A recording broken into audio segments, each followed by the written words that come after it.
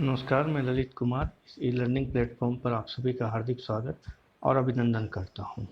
पिछली कुछ क्लासों से हम value education and peace education के बारे में पढ़ रहे थे और आज इसी को जारी रखते हुए समाज में मूल्यों का स्थानांतरण अर्थात transformation of values in society के बारे में अध्ययन करेंगे कि समाज में मूल्यों का स्थानांतरण किन किन कारकों द्वारा होता है, उस पर उन कारकों का क्या प्रभाव पड़ता है और मूल्य स्थानांतरण नहीं हो तो समाज किस प्रकार का बन जाता है। तो इसकी शुरुआत करते हम प्राचीन काल में मूल्यों का स्थानांतरण कैसे होता था।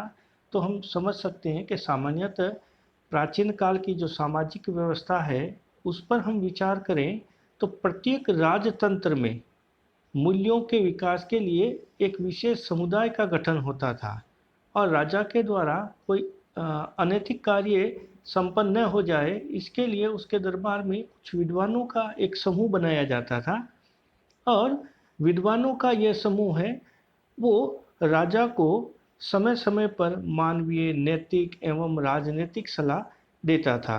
इस समूह का यही काम था कि राजा को परामर्श देना और सामान्य रूप से ये कार्य उस समय शिक्षित वर्ग में ब्राह्मण होते थे तो ब्राह्मणों द्वारा किया जाता था। अब बात करें वर्तमान समय की तो वर्तमान समय में मूल्यों का विकास जो हो रहा है उसमें शिक्षा की एक महत्वपूर्ण भूमिका है और इसके अभाव में बालक का जो सामाजिक, शैक्षिक, आर्थिक, नैतिक अर्थात हम कह सकते हैं कि उसका सर्वांगीण विकास की कल्पना अप्रासंगिक है। अतः जब प्रश्न आए कि मूल्यों का स्थानांतरण क्यों होता है अथवा मूल्य स्थानांतरण के कारण क्या क्या है, तो इन सब प्रश्नों के उत्तर में हम ये कह सकते हैं कि मूल्य स्थानांतरण किसी एक कारक या कारण से नहीं होता है, जबकि समाजशास्त्रियों का जो मत है उस मत में मूल्य स्थानांतरण के विभिन्न कारक होते हैं और इनमें से प्रमुख कारक कौन कौन से हैं उनके बारे में संक्षेप में हम आज चर्चा करेंगे। तो समाज में मूल्यों का स्थानांतरण अर्थात transformation of value in society के प्रमुख फैक्टर्स कौन कौन से, इसको प्रभावित करने वाले फैक्टर्स। तो सबसे पहले हम देखते हैं प्रौद्योगिकी कारक अर्थात तकनीकी या टेक्निकल फैक्टर्स। आधुनिक युग जो है उसको हम प्रौद्योगिकी का युग कहते हैं।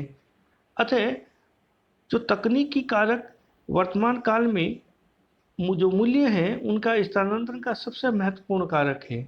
हम देखते हैं कि तकनीकी विकास के कारण आज सोशल मीडिया हो चाहे मेन स्ट्रीम मीडिया हो, इसमें प्रौद्योगिकी के समावेश के कारण सूचना एक स्थान से दूसरे स्थान, एक व्यक्ति से दूसरे व्यक्ति, एक समूह से दूसरे व्यक्ति में कितना तेजी से फैलता है या वायरल होता है। तो कोई भी नवीन आविष्कार या कोई यंत्र का आविष्कार होता है तो वे हमारे सामाजिक जीवन को अवश्य प्रभावित करता है। एक इसका उदाहरण ले छोटा सा, जैसे कंप्यूटर।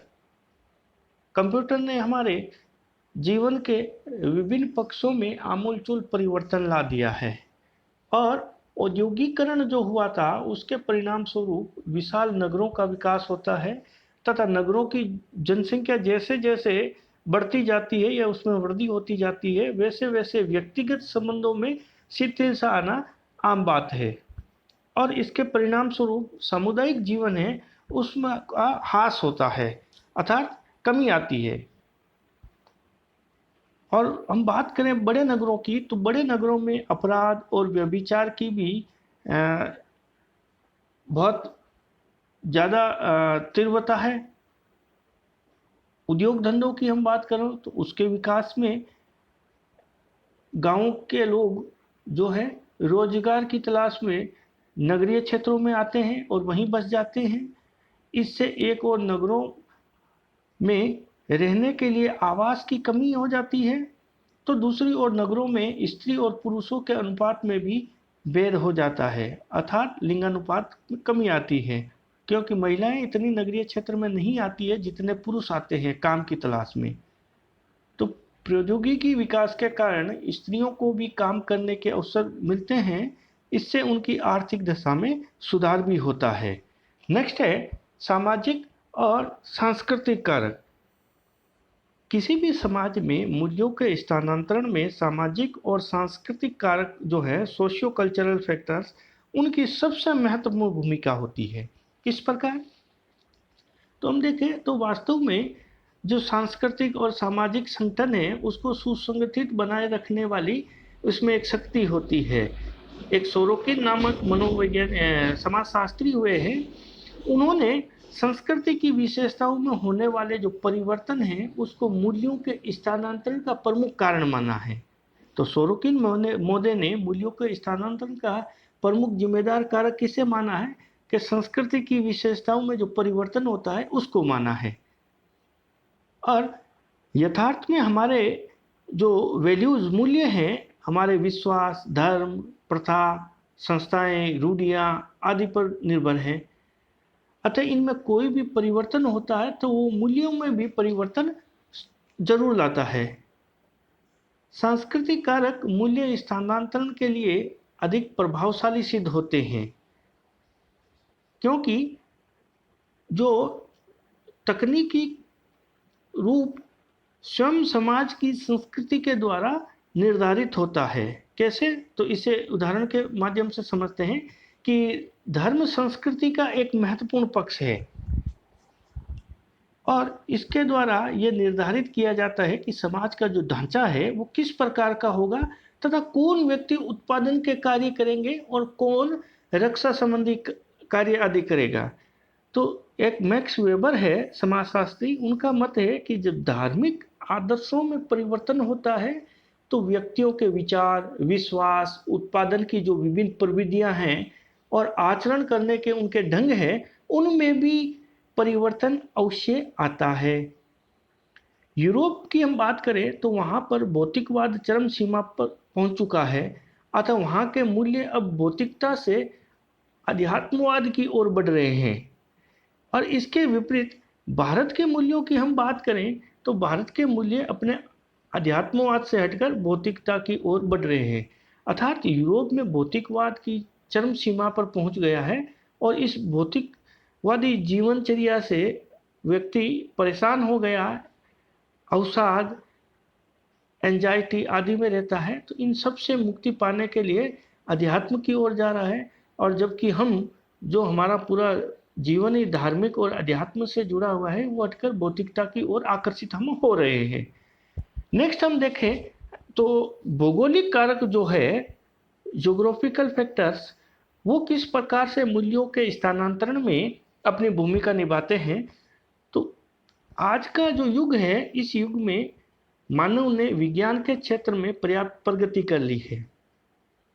यानी व्यक्ति अंतरिक्ष में जा रहा है, चंद्रमा पर जा रहा है और विभिन्न प्रकार के जो क्रियाकलापों में बहुत वैज्ञानिक प्रगति हुई है, और इस पर भी वह प्रकृति या भौगोलिक दशाओं पर पूर्ण रूप से विजय प्राप्त नहीं कर पाया है। इसी कारण भौगोलिक दशाएं अपने ढंग से मूल्यों का स्थानांतरण का एक कारक बन जाती है। हम दूसरे शब्दों में इसको कहें तो जैसे गर्मी है, ठंडी है, वर्षा, आर्द्रता, तापमान, प्रकाश है, मिट्टी की विभिन्न विशेषताएं, भूमि की बनावट, प्राकृतिक आपदा, भूकंप आदि जो विभिन्न भौगोलिक और प्राकृतिक शक्तियां हैं, ये व्यक्तियों के विचारों और क्रियाओं को प्रभावित अवश्य करती हैं और उन्हें उत्साहित और निरुत्साहित भी करती है। इन्हीं के अनुसार मूल्यों का स्थानांतरण भी होता है और इनमें परिवर्तन भी होता है। नेक्स्ट है जनसंख्या संबंधी कारक अर्थात पॉपुलेशन फैक्टर्स। किसी भी देश की जनसंख्या है वो मूल्यों को प्रभावित अवश्य करती है। तो मूल्यों का जो स्थानांतरण है उसमें जनसंख्यात्मक जो कारक है वो विशेष रूप से प्रभावशाली सिद्ध होते हैं। दूसरे शब्दों में हम कहें तो जनसंख्या की जो विशेषताएं हैं विभिन्न प्रकार के सामाजिक परिवर्तनों को उत्पन्न करती है। जब किसी देश की जनसंख्या अत्यधिक हो जाती है तो वहाँ का जो समाज है उस समाज में अनेक प्रकार के परिवर्तन या बदलाव जन्म लेते हैं। जनसंख्या में तेजी से हो रही जो वृद्धि है अर्थात अति जनसंख्या से तात्पर्य देश में पोषण के लिए खाद्यान्न की कमी होना और जनसंख्या का द्रुत गति से यानी फास्ट गति से बढ़ना है। इस प्रकार की अवस्था में समाज में भूखमरी, महामारी, निर्धनता और बेकारी आदि समस्याओं का बोलबाला हो जाता है और जो कॉमन मैन है, जनसाधारण है, उसका स्वास्थ्य, रहन सहन का स्तर आदि गिर जाता है। इसका परिणाम क्या होता है? तो परिणाम स्वरूप व्यक्तिगत विघटन और पारिवारिक विघटन जैसे मूल्यों को अप्रत्यक्ष रूप से प्रोत्साहन मिलता है। नेक्स्ट देखते हैं और कौन कौन से कारक हैं जो प्रभावित करते हैं। इनके अंतर्गत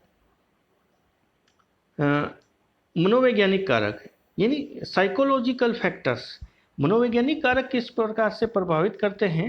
तो यदि हम केयरफुली देखा जाए तो हमें ज्ञात होता है कि हमारे जो मूल्य हैं उनका स्थानांतरण इस कारण भी हो रहा है कि सभ्यता की जो प्रगति और दिखावटी हमारे संबंध है, कृत्रिम संबंध, इनके मध्य व्यक्ति के मस्तिष्क में अनेक संघर्ष जन्म ले लेते हैं।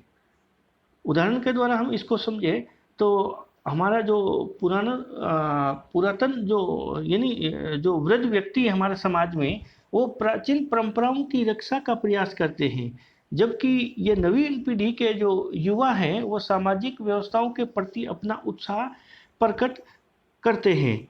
इस प्रकार की जो अवस्था में दोनों वर्गों में मानसिक तनाव बढ़ जाता है अर्थात पीढ़ीगत भेद भी बढ़ जाता है और नवीन सामाजिक मूल्यों का जन्म होता है।